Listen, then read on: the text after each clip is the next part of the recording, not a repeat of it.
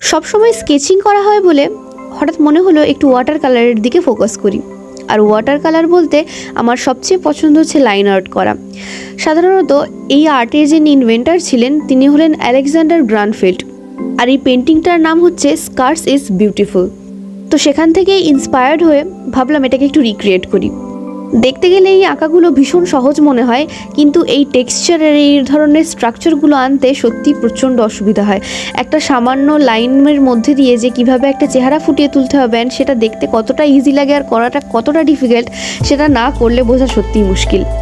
এগুলো সাধারণত তথাকথিত নিয়ম অনুযায়ী আঁকাগুলো করা হয় না, এগুলো একদম নিয়ম বহির্ভূত আঁকা।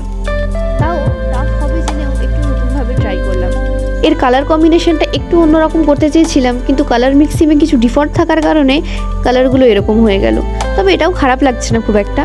খুব সাবধানে লাইনগুলো ড্র করছিলাম তুলি দিয়ে, কেননা একটু প্রবলেম হয়ে গেলেই পুরো স্ট্রাকচারটাই ঘেঁটে যাবে। বলতে গেলে ভীষণ কম সময়েই আঁকাগুলো কমপ্লিট হয়ে যায়। ব্রাশ দিয়ে খুব ইজিলি ওভারলাইনিংগুলো করে নিলেও পেন্সিল দিয়ে যখন আমি প্রথমবার স্ট্রাকচারটা আঁকছিলাম তখন সত্যিই কিন্তু ভীষণ ডিফিকাল্ট লাগছিল। অ্যান্ড ফাইনালি অনেকক্ষণ ধরে ট্রাই করার পর আমার পুরো আঁকাটা কমপ্লিট হয়ে গেছে। And that is my final look.